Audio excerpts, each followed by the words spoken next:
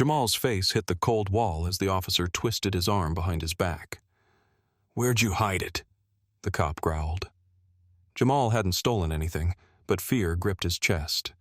Then a sharp voice cut through the noise. "Get your hands off my son!" Monica Carter stood there, flanked by two men in suits. Her eyes were cold as steel. What happened next? No one saw coming.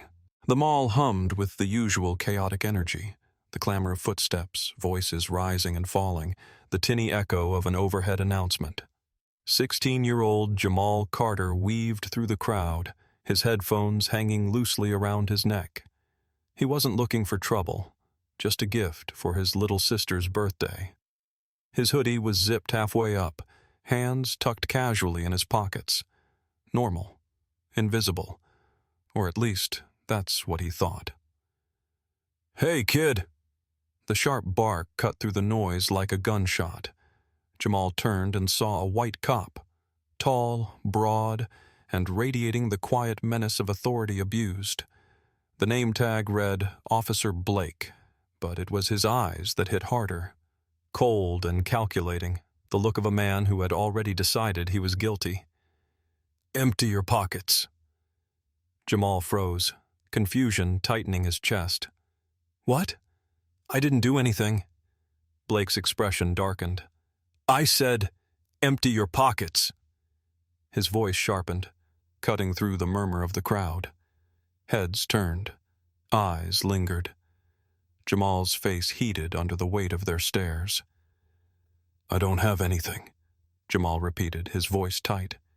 His heart hammered in his chest. Blake took a step forward, too close, his face flushed with hostility. Then, without warning, Blake's hand shot out and seized Jamal's arm. "Stop!" Jamal yelped, jerking back. Blake twisted his arm behind his back with brutal force, shoving him toward the nearest wall. Jamal's face hit the cold concrete with a sickening scrape. Pain exploded down his cheek and across his chest. His breath hitched as Blake's hand dug into his back. "Where'd you hide it?" Blake's breath was hot against his ear. I didn't take anything." Jamal's voice cracked, panic rising in his throat. Blake's grip tightened.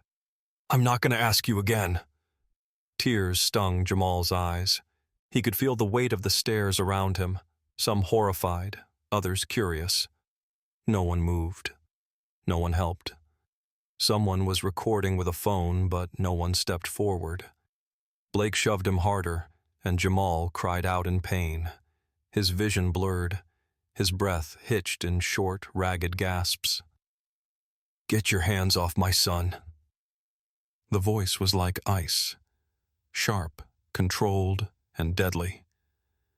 The crowd parted as Monica Carter stepped forward, flanked by two men in tailored black suits. Her heels clicked against the tile, and her face was carved from steel. Her dark eyes narrowed on Blake, dissecting him like prey. "Step away from him, now!"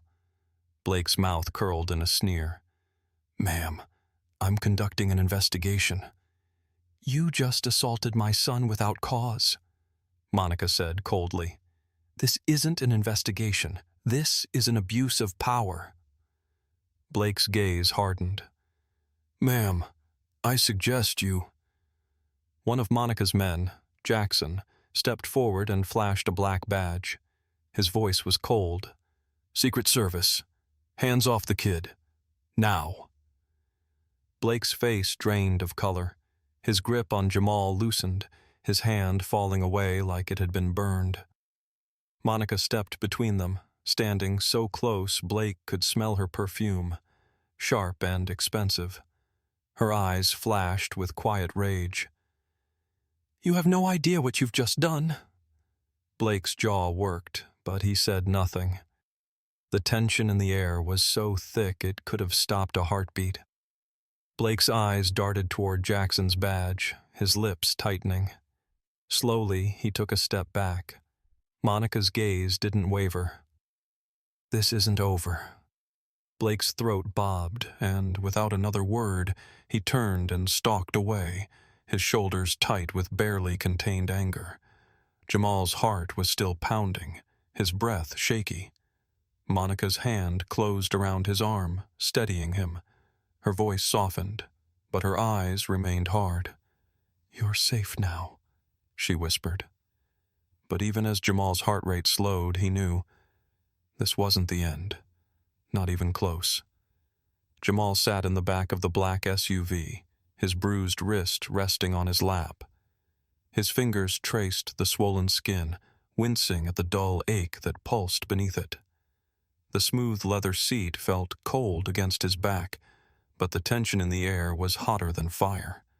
Across from him, Monica sat upright, her posture razor straight, her phone pressed to her ear. Her face was calm, too calm, the kind of calm that signaled impending destruction. "I want his badge on my desk by tomorrow morning," she said, her voice cold and cutting, "or I'll make sure this makes the front page of the New York Times." Jamal's throat tightened. His mother wasn't asking. She was issuing an ultimatum, the kind of threat that didn't leave room for negotiation. Monica Carter wasn't just angry. She was hunting. Jamal rubbed his wrist, the ache sharp under his fingertips. "Mom, you don't have to do this." Monica's gaze flicked toward him. The cold edge in her eyes softened. Not much, but enough for him to see it. Her hand reached across the space between them, her fingers brushing his wrist. "Yes, I do." Jamal's breath hitched. He squeezed his eyes shut for a moment, trying to force down the tightness in his chest. But the weight of what had just happened pressed down hard. "Mom." His voice trembled. He thought I was stealing because I'm black, didn't he?" Monica's jaw tightened. Her gaze sharpened, hard as glass. "Yes, baby. He did." Jamal's heart sank. He had known it. From the moment Blake's hand had closed around his arm, from the way the officer had looked at him, not with suspicion, but with certainty. Like guilt was already stitched into his skin. Tears burned at the corners of his eyes, but he forced them back. "I didn't do anything wrong." His voice cracked. "I know." Monica's hand closed over his, firm and steady. Her grip was warm, grounding. "That's why I'm not letting this go." Jamal's head dropped. His shoulders curled inward. His bruised wrist throbbed, a dull echo of the deeper ache twisting in his chest. "If you weren't there," his breath shook, "what would have happened to me?" Monica's eyes darkened. Her jaw flexed as she inhaled slowly through her nose. "That's exactly why this ends here." Jamal's stomach clenched. He looked at her. The hard set of her mouth, the way her nails dug into the leather seat. He had seen her angry before, but this was different. This was cold rage. Sharp, precise, controlled. The kind of rage that didn't burn out. The kind that hunted until it got what it wanted. Outside the SUV, the city lights blurred past the tinted windows. The quiet hum of the road was the only sound between them. Monica's phone buzzed in her hand. She ignored it. Her gaze stayed locked forward, her expression calculating. Jamal swallowed hard. His wrist throbbed. His heart hammered painfully in his chest. He knew what his mom was capable of when she was pushed too far. Blake had made a mistake, a very dangerous mistake. Monica's hand tightened over his. "No one touches my son and walks away from it." Jamal breathed out shakily, his chest tight. His mother's gaze sharpened, cold, deadly. A predator honing in on her prey. This wasn't over, not even close. The next day, Monica walked into the police precinct wearing a fitted black suit and heels sharp enough to cut glass. Behind her were Jackson and her head of security, Ryan. The police chief, Captain Ross, stood from his desk. "Mrs. Carter, I assure you this will be handled internally." "Internally?" Monica's voice was like ice. "My son was assaulted by an officer without cause. That officer should be in handcuffs." Ross sighed. "Mrs. Carter, with all due respect..." Your respect means nothing to me, Monica interrupted. My husband was the Secretary of Defense.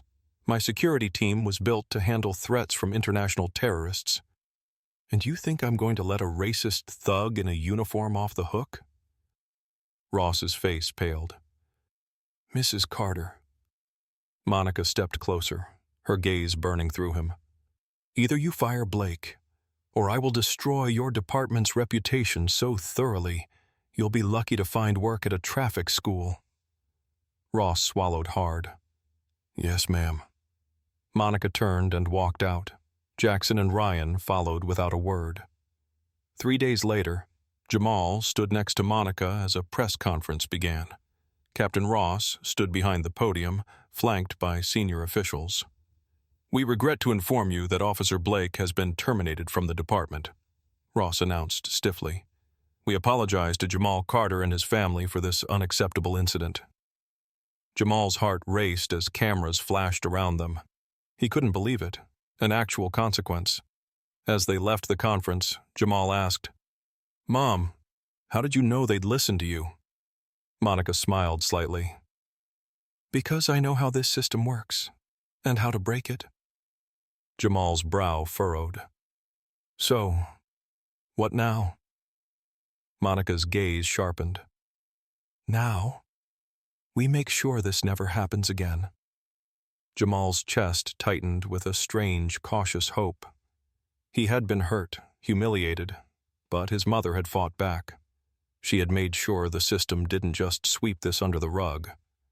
As they stepped into the car, Jamal caught a glimpse of himself in the side mirror, standing taller than he ever had before. You did it, Mom, he said softly. No, Monica replied. We did. Jamal smiled.